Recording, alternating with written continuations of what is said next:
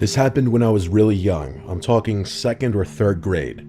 It's hard for me to remember things clearly from that long ago, but this memory stands out for reasons you'll soon understand. It was a school day, and it had been raining cats and dogs all day. After picking me up from school, my parents left the house for some upscale events. I can't remember if it was a fundraiser or a dinner party or something else entirely. Either way, they were supposed to come back home that night, but while they were gone, the storm picked up like crazy, and it became unsafe to drive long distances. So instead of driving back home, they reluctantly decided to spend the night at one of their friends' houses who lived much closer to where the event was. I remember them calling me on the house phone and repeatedly apologizing for leaving me there by myself, even though I insisted that I wasn't even hungry and I'd be fine. My mom gave me a list of things to do before bed. Lock all the doors and windows, keep at least one house light on, make sure all the blinds were closed, typical stuff. At the time, I didn't understand why they were making such a big deal about everything. I wasn't quite old enough to realize how important it was to not leave kids my age home alone. In fact, I was actually kind of excited to have the place to myself. It meant unlimited candy and no bedtime. I obviously didn't have a TV or any kind of screen in my room, so I stayed downstairs in the living room watching TV on the couch. I told myself I'd do all that stuff my mom had requested right before going to sleep, since I was planning on staying up all night anyway. But at some point later in the night, the sugar crash got to me and I accidentally fell asleep. No surprise there. I don't remember exactly what time I ended up waking up, but it was late enough for the TV to have gone into sleep mode, so 3 hours minimum. I distinctly remember being much colder when I woke up. Nothing too out of the ordinary. I mean, temperatures drop at night, but the difference was significant enough for me to instantly make the connection, even at that young age. I thought about just curling back up and going back to sleep, but then I remembered the list my mom had given me. Even at that age, I knew she'd find out if I didn't do it, and I really didn't want to get in trouble after she trusted me to stay home alone. So I forced myself off the couch and went to check the windows and doors. I went around and did everything she asked.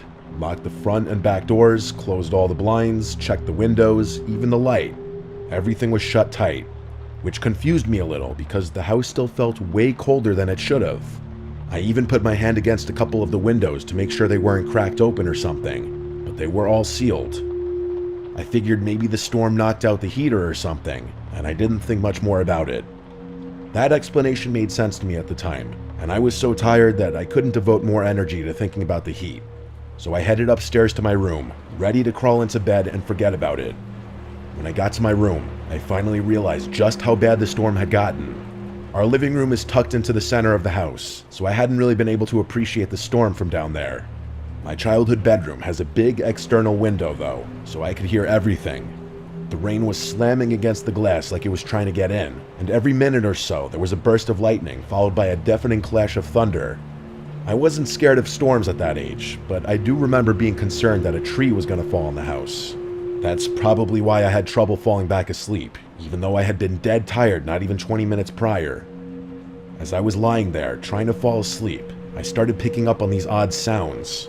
Every so often, there were these weird creaking sounds, like shifting wood. Thing is, the entire floor is carpeted, so it couldn't have been coming from my room. At first, I thought it was a tree swaying in the wind, but the sound didn't quite fit. Even then, I knew the general sounds associated with thunderstorms. This definitely wasn't one of them. It started bothering me after a while. For whatever reason, it wasn't the storm keeping me up. It was that stupid sound. I couldn't take it much longer, so I sat up and looked around the room, not really sure what I was looking for. I listened, trying to drown out the sounds of the storm and focus in on the creaking. Lightning flashed, illuminating the whole room. Everything looked normal, but my eyes were drawn to the only wooden thing in the room, the closet. The room went dark again, and I sat there perfectly still. About a minute later, lightning flashed again, and my room was once again lit up for just a split second. And in that split second, I saw something that made me choke. The closet door was slightly ajar. It had been closed before, I was 100% sure of it. Something had opened it. There was something in my room.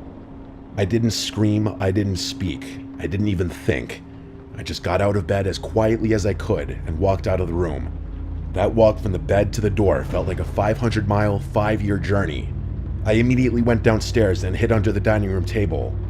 Then, and only then, I started crying. I didn't know what else to do. There was someone in my house, in my room, and my parents were too far away to help me. I'm not sure how long I stayed under that table, but at one point, I heard footsteps walking down the stairs.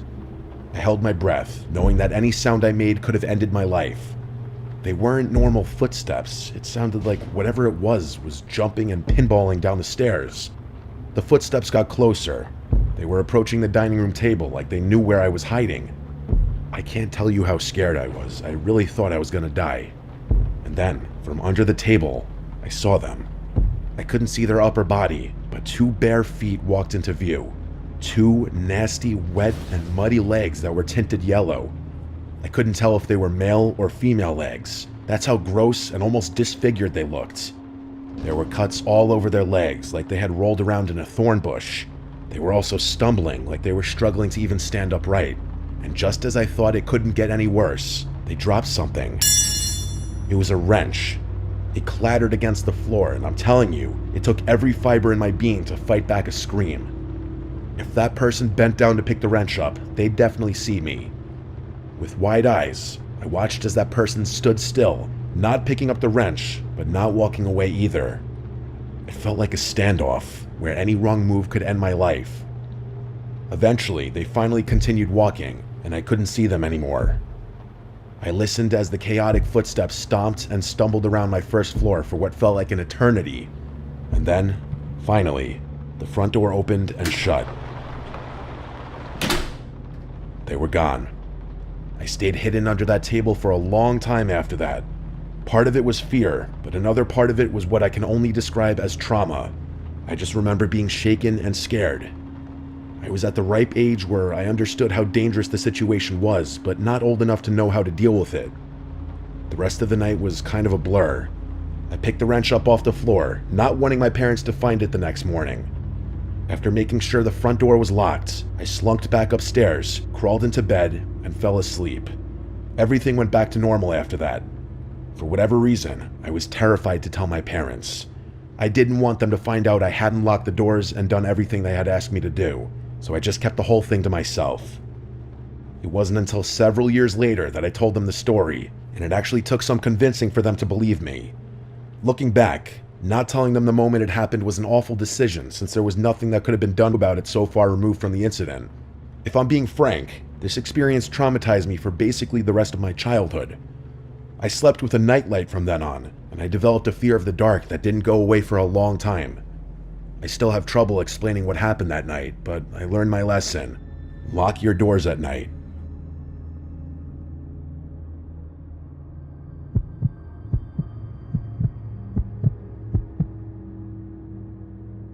I'm an only child and live with my mom and dad in a decently sized home. It's a little big for just the three of us, but my parents' running joke is that it was never their intention to have only one kid. They just never got around to having more. Anyway, I was 15 when this happened. It was a rainy Saturday night sometime in May. I can't remember exactly when this happened, but I do remember that it was during one of the last weekends before summer started up. There's one last thing I have to mention. I have a lot of weird medical conditions that make my life difficult. I get frequent panic attacks, faint easily, and struggle breathing at times. I'm also one of those weird people who needs complete and total silence to fall asleep. Like, even a small fan is enough to keep me awake. I've mostly learned how to deal with it, but sleepovers and vacations are still unbearable. People always tell me they love the sound of rain and that it helps them fall asleep, but it does the exact opposite for me. It doesn't rain often where I'm from, but every now and then we get these insane downpours that keep me up all night. To be fair, it wasn't a full-on thunderstorm, but it was raining heavily enough to keep me up. No matter what I tried, I couldn't block out the sound of raindrops pattering against the roof. It was late, sometime well after midnight, when I faced the reality that I wasn't going to sleep anytime soon. So I got out of bed and thought about ways I could expend some energy. Eventually, I decided to go for a little walk in the rain. This wasn't the first time I had done that. Walking in the rain was actually something my parents encouraged me to do when I couldn't sleep. We live in a very safe residential area, and there's a huge public park that borders my house, so being out late isn't dangerous at all. Plus, the park is very well lit, which is another one of the reasons I've always felt so comfortable walking there late at night. I put on a rain jacket, quietly walked downstairs, and stepped outside without even bothering to bring an umbrella. I purposely didn't bring my phone because I knew myself well enough that a phone screen was only going to keep me up. It was oddly peaceful outside.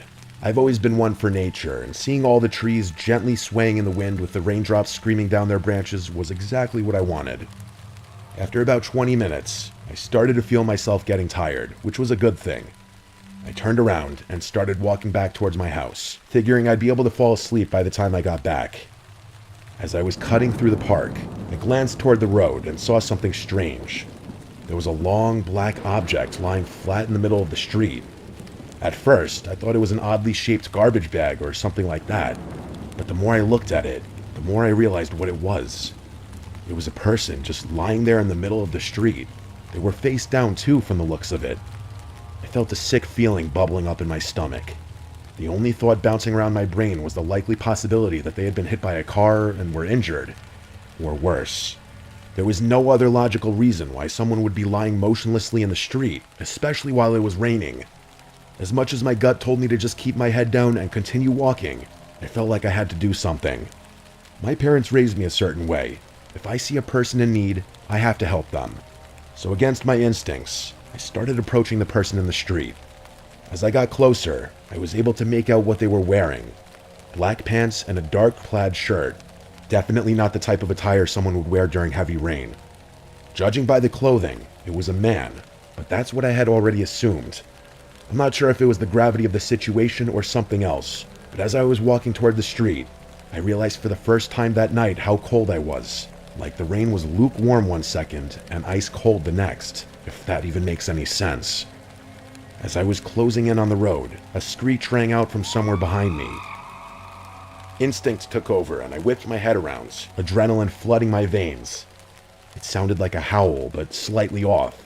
Like a wounded animal, that's the only way I can describe it. A quick scan of the tree line revealed nothing.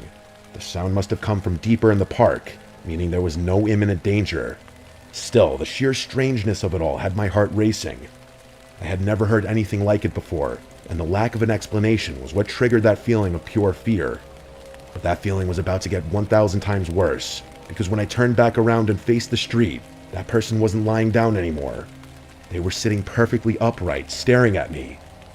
In that moment, everything started fading and my vision narrowed.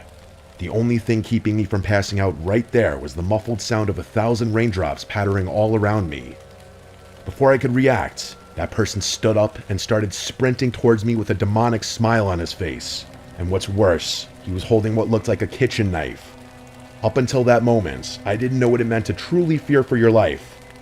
I snapped out of my haze and ran as fast as I could in the opposite direction. As soon as I started running, I heard him yell, "I'll kill you," at the top of his lungs.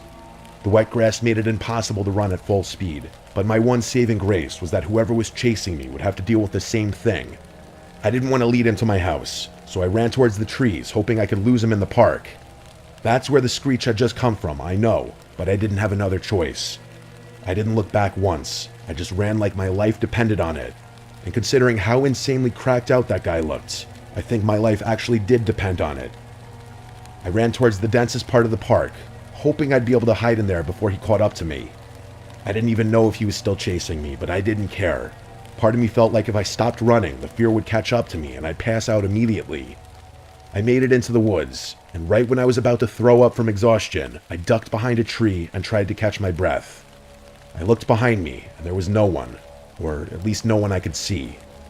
The only thought on my mind at that point was how in the world I was going to get home safely. I didn't feel comfortable moving, so I just waited there. I must have waited at least 20 minutes before finally stepping out from behind that tree.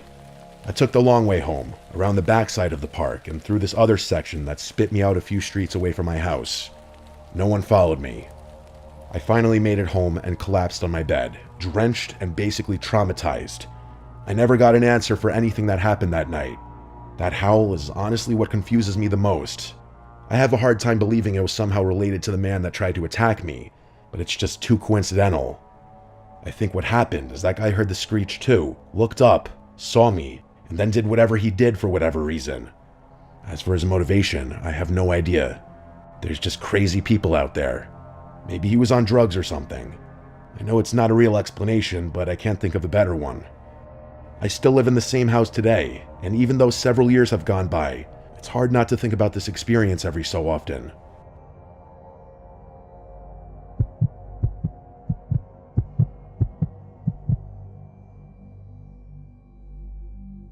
I'm 29 years old, and one of the only things that's ever really helped me clear my head is camping.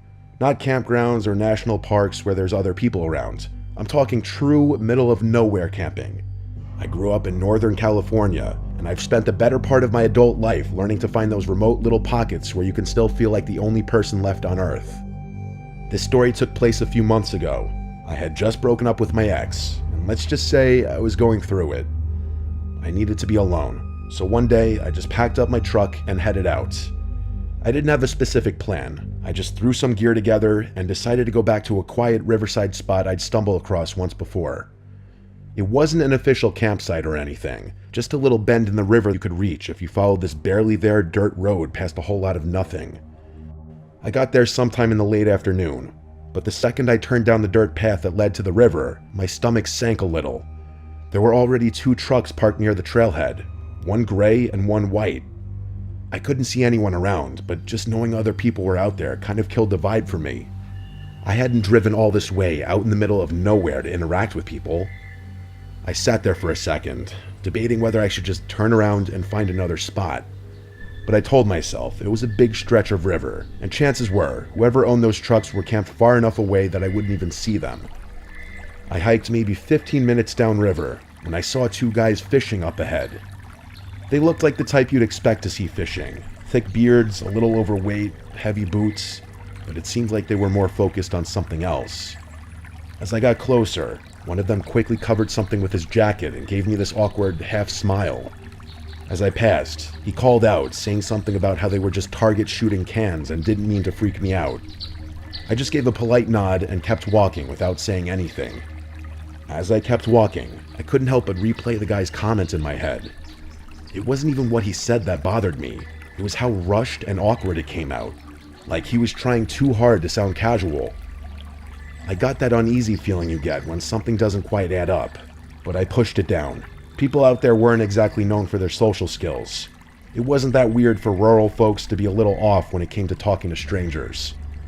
I told myself to let it go and focus on finding a good spot to set up camp.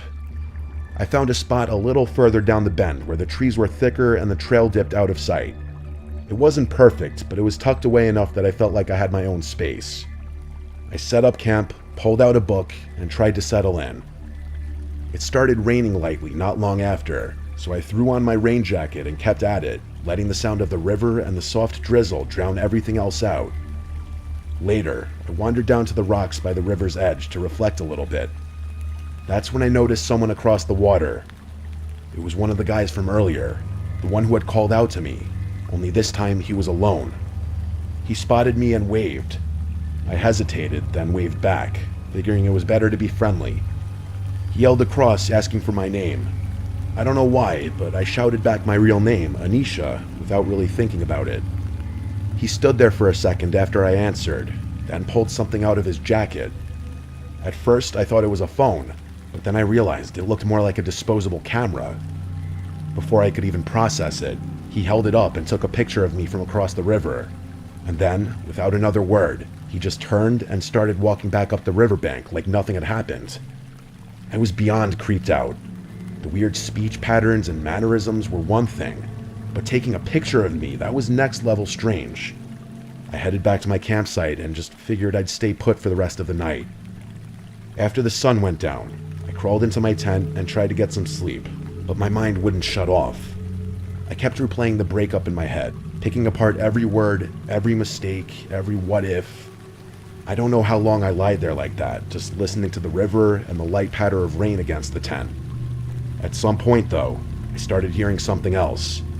Faint, uneven sounds, like someone stepping carefully over wet ground. At first, I tried to convince myself it was just the rain or some animal, but the longer I listened, the clearer it became. Footsteps, circling the campsite, and the second I made that connection, my stomach dropped straight through the ground. I didn't even have to wonder who it might be. I'm no fool. I never go into the woods alone without protection. and this was no exception. I didn't hesitate. I grabbed my handgun from where I kept it tucked by my sleeping bag. Then I unzipped the tent and stepped out into the rain. My heart was pounding so hard I could hear it in my ears, but I needed to stay calm. I clicked my flashlight on and swept it across the trees, and there he was. That creep from earlier, standing a few yards away, half hiding behind a tree. He wasn't smiling or scowling, he just had this blank expression on his face like he wasn't all there mentally. The scariest part wasn't his demeanor though, but the fact that he was holding a small axe in his left hand. For a second, I couldn't move. All I could think about was how far I was from anyone, how nobody would even hear me scream if it came to that. But somehow, I managed to raise the gun and level it at him. I forced my voice to stay calm, even though every part of me was screaming. As sternly as I could, I said, "Leave now or I'll kill you." His facial expression didn't change at all. It was like my words meant nothing to him. After a few seconds of silence, he mumbled something about how his friend Ivan had discouraged him from coming to find me, and that he had to take care of Ivan. I didn't wait for him to say anything else. I fired a shot straight into the trees above his head. He stumbled a bit, clearly not expecting me to do that. I leveled the gun at him again, a little more confident now. I told him it was his last chance and to drop the axe. He did, and a huge wave of relief washed over me. But I wasn't out of the woods yet. I told him to take his shoes off so that he'd have trouble following me, and then made sure he didn't have any other weapons on his person. Once I was sure he wasn't armed, I told him to go to my tent and grab my gear. I watched him like a hawk as he fumbled with my stuff, forcing him to toss it all out into the open where I could see it. I packed the essentials as fast as I could, never letting him out of my sight. I jammed the axe into my backpack and made sure I wasn't forgetting anything. I'd have to leave the tent behind, but that was a small price to pay for staying alive. I then grabbed his shoes and threw them as far as I could into the darkness, and I told him to walk in the opposite direction. I kept the light on him the whole time, and the moment he walked far enough out of sight, I turned and started hiking back up the river as fast as I could. That was the scariest part of the whole encounter, stumbling through the pitch-black forest in the rain with a potential murderer behind me. I wasn't sure if he was following me, but I didn't care. I just kept going, trying to use the flashlight as minimally as possible. Both pickup trucks were still in the pullout when I finally made it back to my car. I didn't stop though. I threw everything in and sped out of there. When I got cell service back, I called the police and reported the whole incident, describing my location as best as I could. A few months have passed since then, and I'm not sure if anything ever came of it, but I'm not going out of my way to find out. What still scares me most about the whole thing is that comment he made about his friend Ivan, that he quote-unquote took care of him. I really don't want to think about what that means, but there's only so many explanations. I'm just glad I was armed. I could have easily lost my life that night if I hadn't been.